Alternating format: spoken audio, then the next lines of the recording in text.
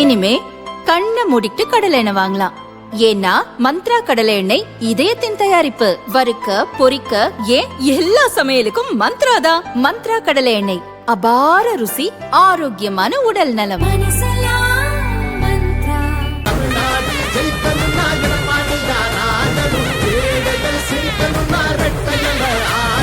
நல்லாட்சினா எடப்பாடியார்தான். வணக்கம். செய்தி சுருக்கம். 9500 காலி சேர் முன்பு பேசிய பரிதாபம். ஸ்டாலினையே அலறவிட்ட ஊப்பிக்கள்.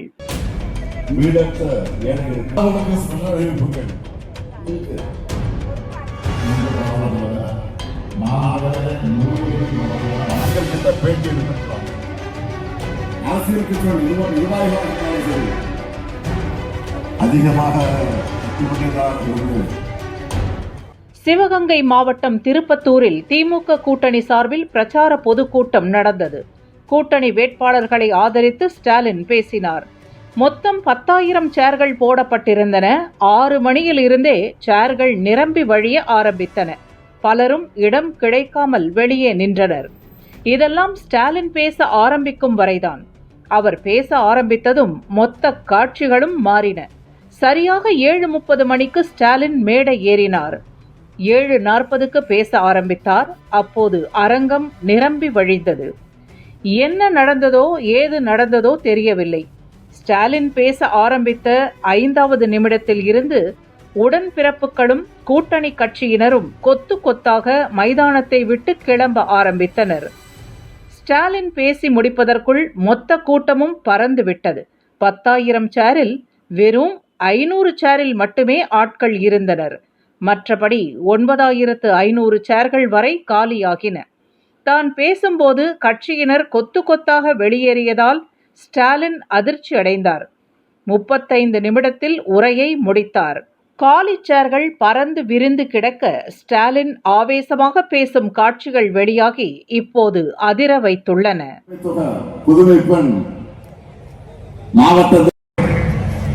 கைது செய்யப்பட்ட போதைப்பொருள் விற்பனையில சிட்டிங் அமைச்சர்களை சிக்கினது.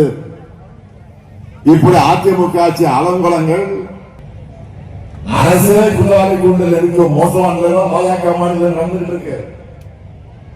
உங்களுக்கெல்லாம் பெண்கள் பாதுகாப்பு பற்றி பேச, அது நல்லூரில் கூட பெண்கள் பாதுகாப்பா பேருந்துகளை கூட்டுப்பாளையம் என்கிறத பண்ண குற்றவாளிகளை ரிலீஸ் செஞ்சு அப்படிப்பட்ட ஒரு மாவாத அரசு தான் பாஜக அரசு. காஷ்மீர்ல மாநிலத்தில் தான் நடந்தது. கைவிட்டு போகும் தென் மாவட்டங்கள். களத்துக்கே நேரடியாக போன சபரீசன். தேர்தல் விதிமுறைகள் அமலில் இருப்பதால் திமுகவிற்கன்று உளவுத்துறையால் எந்த வேலையும் செய்து கொடுக்க முடியாது. இருப்பினும் உளவுத்துறையில் உள்ள திமுக அபிமான அதிகாரிகள் மூலம் தென் மாவட்டங்களில் உள்ள தொகுதிகளில் மார்ச் கடைசி வாரம் ஆய்வு நடத்தப்பட்டது. அதன் முடிவுகள் தொகுதிகள் பெயர் பட்டியல் மட்டும் உள்ள ஒரு தாளில் கொடுக்கப்பட்டது. வெற்றி வாய்ப்பு குறைவாக உள்ள தொகுதிகளின் அருகே சிவப்பு புள்ளி வைக்கப்பட்டிருந்தது. புள்ளி வைக்கப்பட்ட தொகுதிகளில் திமுகவின் தேர்தல் வியூக அமைப்பான பெண் நிறுவனம் ஒரு கருத்து கணிப்பை நடத்தியது. அதில் உளவுத்துறையின் தகவல் உறுதி செய்யப்பட்டது. நேரத்தை வீணடிக்காமல் ஸ்டாலின் மருமகன் சபரீசன் களத்தில் இறங்கினார். சபரீசனை களத்தில் இறக்குவது அரிது. விஷயம் சீரியஸ் என்றால்தான் களத்தில் இறக்கப்படுவார். கடைசியாக 2023 ஈரோடு கிழக்கு தொகுதி இடைத்தேர்தலில் இப்படி நடந்தது.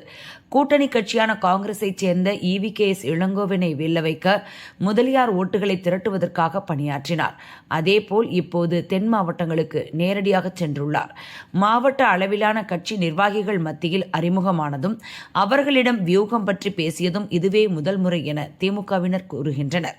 கடந்த 6ஆம் தேதி நெல்லை வண்ணாரப்பேட்டையில் திருநெல்வேலி அம்பாசமுத்திரம் வேட்பாளர்களையும் அந்த தொகுதிகள் சார்ந்த திமுக மற்றும் கூட்டணி கட்சி நிர்வாகிகளையும் சபரீசன் சந்தித்தார். திருநெல்வேலி தொகுதியில் அதிமுக வேட்பாளராக அக்கட்சியின் மாவட்ட செயலர் தச்சை கணேசராஜா, தாவேகா சார்பில் RS முருகன் ஆகியோர் போட்டியிடுகின்றனர். இருவரும் முக்குளத்தூர் சமூகத்தைச் சேர்ந்தவர்கள். அதிலும் RS முருகன் அதிக செல்வாக்கு உடையவர், நிறைய செலவு செய்யக்கூடியவர்.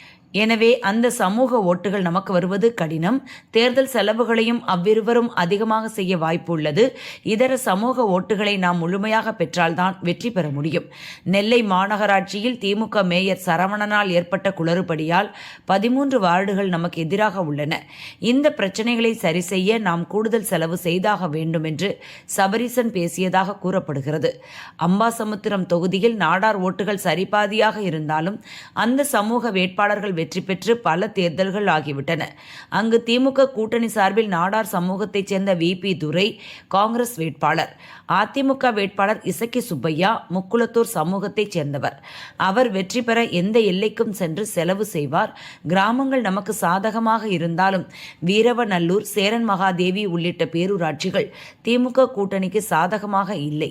அம்பையில் தேவேந்திர குல வேளாளர் சமூக ஓட்டுகளுக்கு செலவு செய்துதான் தொகுதியை நமக்கு சாதகமாக்க முடியும் என சபரீசன் அறிவுறுத்தினார். தொடர்ந்து அன்றைய தினமே தென்காசி தெற்கு மாவட்ட திமுக அலுவலகத்துக்கு சென்று ஆலோசனை நடத்தினார்.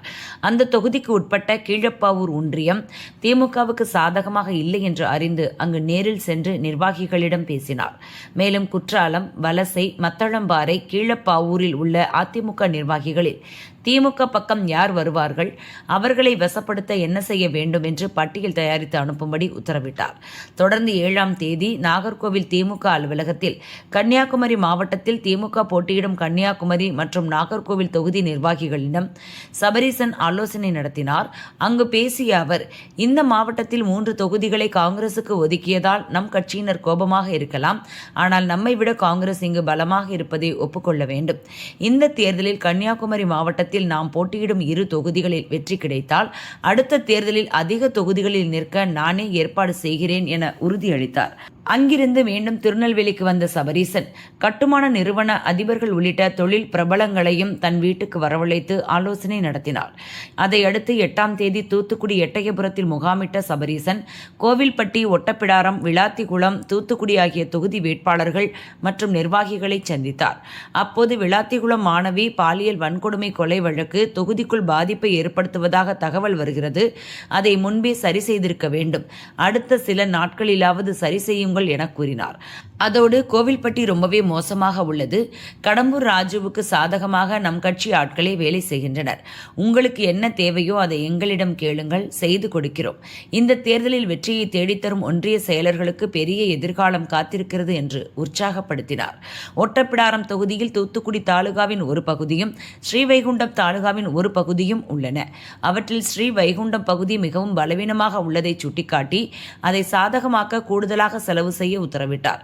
பின் அங்கிருந்து பரமக்குடி சென்று ராமநாதபுரம், சிவகங்கை மாவட்ட நிர்வாகிகளை சந்தித்தார். பன்னீர்செல்வம் வருகைக்கு பின் நாம் இங்கு பலமாகி உள்ளோம். ஆனாலும் சிவகங்கை, திருவாடானை தொகுதிகள் ரொம்பவே வலுவில்லாமல் உள்ளன. இதில் சிவகங்கையை நம்மால் பல ஆண்டுகளாக கைப்பற்ற முடியவில்லை. இந்த முறை உதயசூரியன் சின்னத்தில் முக்குளத்தூர் புலிப்படை கட்சியின் கருணாஸ் போட்டியிடுவதால் நன்றாக வேலை பாருங்கள் என உத்தரவிட்டார். அதோடு நாம் தமிழர் கட்சியின் ஒருங்கிணைப்பாளர் சீமான் போட்டியிடும் காரைக்குடி தொகுதி நிலவரத்தை கேட்டறிந்தார். அடுத்த நாளான 9ஆம் தேதி மதுரைக்கு சென்றார். திருமங்கலம், திருப்பரங்குன்றம் தொகுதி நிர்வாகிகளை சந்தித்து மதுரையில் இந்த 2 தொகுதிகள் தான் ரொம்பவே பலவீனமாக உள்ளன. அடுத்து வரும் 12 நாட்களும் கடுமையாக உழைத்தால்தான் வெற்றி கிடைக்கும் என எச்சரித்துவிட்டு அன்று மதியம் சென்னை திரும்பிவிட்டார். பலவீனமாக உள்ள இந்த அனைத்து தொகுதிகளிலும் தாராளமாக செலவு செய்ய திமுக முடிவு செய்துள்ளது. குறிப்பாக திருநெல்வேலி, தூத்துக்குடி, கன்னியாகுமரி, தென்காசி ஆகிய 4 மாவட்டங்களில் எவ்வளவு செலவானாலும் வென்றே ஆக வேண்டும் என்று திமுக துடிப்பாக இருக்கிறது. இதன் விளைவாகத்தான் ஒரு சில தொகுதிகளை கவனிக்க திருநெல்வேலி அன்பு நகரில் உள்ள பிரபல கட்டுமான நிறுவன அதிபர் ஒருவரிடம் பேசப்பட்டது. இந்த தகவல் கசிந்துதான் அந்த நிறுவனத்துக்கு சொந்தமான அடுக்குமாடி குடியிருப்பில் 200 கோடி ரூபாய் பணம் இருப்பதாக கடந்த 8ஆம் தேதி தேர்தல் பறக்கும் படை சோதனை செய்தது. ஆனால் பணம் எதுவும் சிக்கவில்லை. தென் மாவட்டங்களில் குறிப்பாக தூத்துக்குடி, திருநெல்வேலி, தென்காசி, கன்னியாகுமரியில் வென்றே ஆக வேண்டும் என்ற துடிப்போடு திமுக தீயாய் வேலை செய்கிறது. அங்கு விஜய் பிரச்சாரத்திற்கு பின் முன்பு திட்டமிட்டதை விட பல மடங்கு செலவு அதிகமானாலும் பரவாயில்லை என தலைமை முடிவு செய்திருப்பதாக கூறப்படுகிறது. இவர்கள் வேலையை ஒப்பிடுகையில் மற்ற கட்சிகள் தூங்கிக் கொண்டிருக்கின்றன என்றுதான் சொல்ல வேண்டும். எத்தனை செலவானாலும் பரவாயில்லை, பார்டர் மாவட்டங்களுக்கு திமுக குறி. தென் மாவட்டங்களில் திமுக தீவிரமாக இருப்பதற்கு தேர்தல் வெற்றியை தாண்டி முக்கியமான காரணம் இருப்பதாக கூறப்படுகிறது. அந்த மாவட்டங்களில்தான் அதிக மணல் மற்றும் கல் கொள்ளை நடக்கிறது. இது தொடர்பான குற்றச்சாட்டு அமைச்சர் மனோ தங்கராஜ் மீதும் வைக்கப்பட்டது. இந்த பகுதிகளிலிருந்து கன்னியாகுமரி மற்றும் தென்காசி மாவட்டங்கள் வழியாக எண்ணற்ற லாரிகளில் மண்ணும் கல்லும் கேரளாவிற்கு செல்கின்றன. மற்ற தொகுதிகளை விட கேரள எல்லையான தென்காசி, கடையநல்லூர் தொகுதிகளில் வெற்றி பெற்றே ஆக வேண்டும் என அம்மாவட்ட நிர்வாகிகளுக்கு திமுக தலைமை உத்தரவிட்டுள்ளதாக தொகுதி நிர்வாகிகள் சிலர் தெரிவிக்கின்றனர். இதுகுறித்து அப்பகுதியைச் சேர்ந்த சில திமுக நிர்வாகிகள் கூறியதாவது: மேற்கு தொடர்ச்சி மலை அடிவாரத்தில் உள்ள தென்காசி மாவட்டத்தில் தென்காசி, ஆலங்குளம், கடையநல்லூர், வாசுதேவநல்லூர், சங்கரன்கோவில் ஆகிய 5 தொகுதிகள் உள்ளன. ஆலங்குளம், தென்காசி, கடையநல்லூர் ஆகிய 3 தொகுதிகளுக்கு உட்பட்ட பகுதிகளில்தான் அதிகப்படியான கல் குவாரிகள் உள்ளன. பெரும்பாலும் அனுமதி இல்லாத குவாரிகள்தான். இங்கு உடைக்கப்படும் கற்கள் தென்காசி புளியக்கரை செக்போஸ்ட் வழியாகவும், கடையநல்லூரில் மலைப்பாதை வழியாகவும் கேரளாவிற்கு கடத்தப்படுகின்றன. இதற்கான மறைமுக வரியை அம்மாவட்டத்தில் உள்ள அரசு அதிகாரிகளும் திமுகவினரும் பங்கிட்டுக் கொள்கின்றனர். உயர்மட்டம் வரை பங்கு செல்கிறது. தென்காசி மாவட்டத்தில் அளவுக்கு மீறி நடக்கும் கனிமவள கடத்தலுக்கு எதிராக அதிமுக, நாதக கட்சியினர் கடுமையாக போராடி வருகின்றனர். கடந்த தேர்தலில் தென்காசி தொகுதியில் வெறும் 374 ஓட்டு வித்தியாசத்தில்தான் அதிமுக தோல்வியடைந்தது. ஆலங்குளம், கடையநல்லூரில் அதிமுக வென்றது. எனவே இம்முறை அதிமுக வெற்றி பெற்றால் கனிம வளங்கள் கேரளாவிற்கு செல்வதற்கு பெரும் தடையாகிவிடும் என திமுக எண்ணுகிறது. ஆனால் தென்காசி திமுகவில் உட்கட்சி பூசல் அதிகமாக இருப்பதால் அந்த தொகுதி சாதகமாக இல்லை. எனவேதான் திமுக இணை அமைப்பு செயலாளர் அன்பகம் கலையின் மகனை சென்னையிலிருந்து இறக்குமதி செய்துள்ளனர். அவர் தாராளமாக செலவு செய்வார். அதேபோல் கடையநல்லூர் தொகுதியை சாதகமாக்க முதல் முறையாக ஹிந்து மறவர் சமூகத்தைச் சேர்ந்த வேட்பாளரை நிறுத்த தலைமை முடிவு செய்தது. இதனால் முஸ்லிம்களிடையே அதிருப்தி கிளம்புவதை தடுக்க கடையநல்லூர் நகரத்தை 2ஆக பிரித்து 2லும் முஸ்லிம் நிர்வாகிகளை நியமித்தது. கனிமவள திட்டம் எவ்வளவு விமர்சையாக போடப்படுகிறது என்றால் அவை எளிதாக கேரளாவிற்கு போக வேண்டும் என்பதற்காக முதல் நிலை நகராட்சியான அம்பாசமுத்திரத்திற்கு வெளிவட்ட சாலையே போடப்படுகிறது. கன்னியாகுமரியில் கனிமவள கொள்ளைக்கு எதிராக எல்லா கட்சியினரும் ஒன்றாக நிற்கின்றனர். இதனால் அவ்வழியாக கேரளாவிற்கு கனிமத்தை கொண்டு செல்ல அவ்வப்போது தடை ஏற்படுகிறது. இதனால் தென்காசி, கடையநல்லூரை தன்வசப்படுத்த எவ்வளவு செலவு ஆனாலும் பரவாயில்லை என உத்தரவிடப்பட்டுள்ளது. ஆனால் தலைமையின் இந்த பிளான் தென்காசி திமுக நிர்வாகிகள் பலருக்குமே பிடிக்கவில்லை என அவர்கள் தெரிவித்தனர். விஜய்க்கு எதிராக களமிறங்கும் கமல்ஹாசன். திமுக கூட்டணியில் உள்ள கமல்ஹாசனின் மக்கள் நீதி மய்யம் தமிழக சட்டசபை தேர்தலில் போட்டியிடவில்லை. இதுவரை பிரச்சாரத்திற்கு வராமல் இருந்த கமல்ஹாசன் வரும் 17ஆம் தேதி முதல் களம் இறங்குகிறார். முதல் நாளே தாவேக தலைவர் விஜய் போட்டியிடும் பெரம்பூரில் பிரச்சாரம் செய்கிறார். விஜய் நிற்கும் மற்றொரு தொகுதியான ஈரோடு கிழக்கில் 20ஆம் தேதி கமல் பிரச்சாரம் செய்கிறார். 17 முதல் 20ஆம் தேதி வரை கடைசி 4 நாட்களில் 26 தொகுதிகளில் கமல்ஹாசன் பிரச்சாரம் செய்ய உள்ளார். 4 நாட்கள் ஓய்வு கட்டாயம். வானதி உடல்நிலையில் முன்னேற்றம். கோவை வடக்கு தொகுதி பாஜக வேட்பாளரும் எம்எல்ஏவுமான வானதி உடல்நலக் குறைவால் நேற்று முன்தினம் கோவையில் உள்ள தனியார் மருத்துவமனையில் அனுமதிக்கப்பட்டார். தமிழக பாஜக முன்னாள் தலைவர் அண்ணாமலை உள்ளிட்ட கட்சி நிர்வாகிகள் சந்தித்து நலம் விசாரித்தனர். மேலும் முதல்வர் ஸ்டாலின், மத்திய அமைச்சர் நிர்மலா சீதாராமன் ஆகியோர் தொலைபேசியில் வானதியிடம் உடல்நலம் குறித்து விசாரித்தனர். தற்போது கோவை வடக்கு தொகுதியில் வேட்பாளர் வானதி இல்லாமல் பாஜக, அதிமுக நிர்வாகிகள் பிரச்சாரத்தில் ஈடுபட்டு வருகின்றனர்.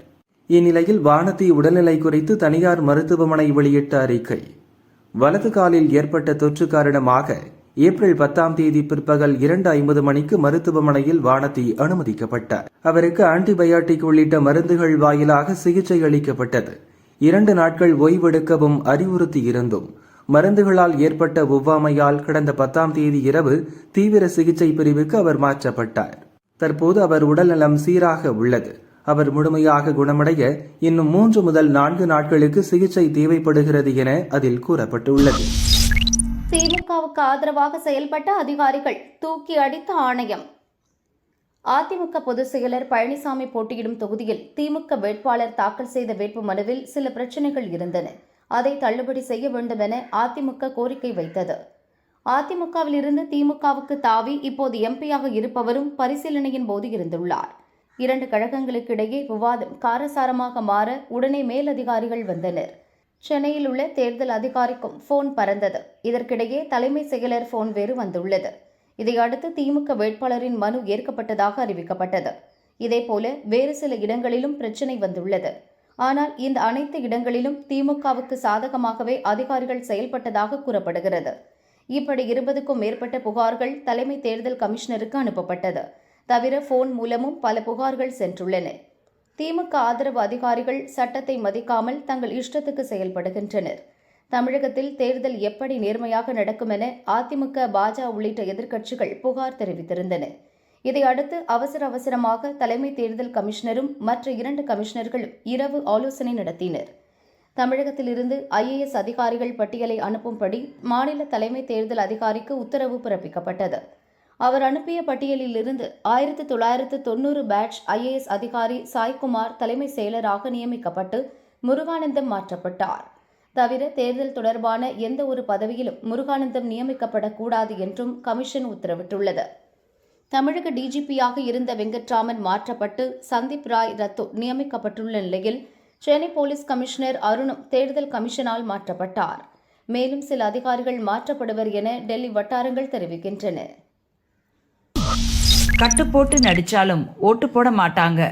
மம்தா மீது அமித்ஷா தாக்கு. மேற்குவங்க மாநிலத்திற்கு வரும் 23, 29ஆம் தேதிகளில் சட்டசபை தேர்தல் நடைபெற உள்ளது. ஆளும் திரிணாமுல் காங்கிரஸ் கட்சிக்கும் பாரதிய ஜனதா கட்சிக்கும் நேரடி போட்டி நிலவுகிறது. பாங்குரா மற்றும் புருலியா மாவட்டத்தில் நடைபெற்ற பாரதிய ஜனதா பிரச்சார பொதுக்கூட்டத்தில் மத்திய உள்துறை அமைச்சர் அமித்ஷா உரையாற்றினார். அவர் கூறும்போது 15 ஆண்டு கால ஆட்சியில் மேற்குவங்க மாநிலத்தை மம்தா அழிவின் விளிம்பிற்கு தள்ளிவிட்டார். மேற்குவங்க முதல்வர் மம்தா அனுதாப ஓட்டுகளை பெறுவதற்காக பாதிக்கப்பட்டவர் என்ற கதாபாத்திரத்தை ஏற்று நடிக்கிறார். சில சமயங்களில் அவர் தனது கால் அல்லது தலையில் கட்டு போட்டுக் கொள்கிறார். இந்த முறை நீங்கள் உங்கள் கால், தலை அல்லது கையில் கட்டு போட்டாலும் வங்காள மக்கள் உங்களுக்கு ஓட்டு போட மாட்டார்கள். மேற்கு வங்கத்தில் பாரதிய ஜனதா ஆட்சி அமைந்தவுடன் மாநிலத்தில் ஊடுருவி குடியேறியவர்கள் நாடு கடத்தப்படுவர். இந்தியா ஒன்றும் சத்திரம் கிடையாது. இரவில் பெண்கள் வெளியே செல்லக்கூடாது என்று மம்தா கூறுகிறார். பாரதிய ஜனதா ஆட்சி நடக்கும் அஸ்ஸாமில் நள்ளிரவு 1 மணிக்கு கூட பெண்கள் நகையணிந்து சுதந்திரமாக வெளியில் செல்ல முடியும். பாரதிய ஜனதா ஆட்சி அமைந்தவுடன் பெண்களுக்கு 24 மணி நேர பாதுகாப்பு உறுதி செய்யப்படும் என்று அமித்ஷா பேசினார். ஜனநாயகன் லீக் விவகாரம் சென்சார் போர்டு விளக்கம். வினோத் இயக்கத்தில் விஜய் நடித்துள்ள ஜனநாயகன் திரைப்படத்திற்கு சென்சார் சான்றிதழ் கிடைப்பதில் ஏற்பட்ட சிக்கலால் ரிலீஸ் ஆவதில் தாமதம் ஏற்பட்டுள்ளது. தேர்தல் நடத்தை விதிகள் அமலில் இருப்பதால் தேர்தலுக்கு பிறகுதான் விஜய் படம் வெளியாகும் என எதிர்பார்க்கப்பட்டது. இச்சூழலில் ஜனநாயகன் திரைப்படம் முழுவதும் இணையதளத்தில் கசிந்திருப்பது படக்குழுவை அதிர்ச்சி அடைய வைத்துள்ளது. படம் லீக் ஆனது பற்றி மத்திய தணிக்கை வாரியம் விளக்கம் அளித்துள்ளது. ஜனநாயகன் படம் மத்திய திரைப்பட சான்றிதழ் வாரியம் மூலம் கசிந்து விட்டதாக வெளியாகும் செய்திகள் அடிப்படையற்றது, தவறானது. சென்சார் சான்றிதழுக்காக சமர்ப்பிக்கப்படும் அனைத்து படங்களுக்கும் பாதுகாப்பான KDM எனப்படும் கீ டெலிவரி மெசேஜ் முறையை மத்திய திரைப்பட தணிக்கை வாரியம் பின்பற்றுகிறது. படத்திற்கான அணுகல் கடவுச்சொல் பாதுகாப்புடன் இருக்கும். மேலும் KDM முழுமையாக தயாரிப்பாளர் மற்றும் இயக்குநரிடமே இருக்கும். ஜனநாயகன் திரைப்படத்தின் டிஜிட்டல் சினிமா பேக்கேஜ் மார்ச் 17 அன்று மும்பையில் விண்ணப்பதாரரிடம் உரிய ஒப்புதல் பெற்று ஒப்படைக்கப்பட்டது. அதன் பின்னர் அது அவர்களிடமே உள்ளது என்று தெரிவிக்கப்பட்டுள்ளது.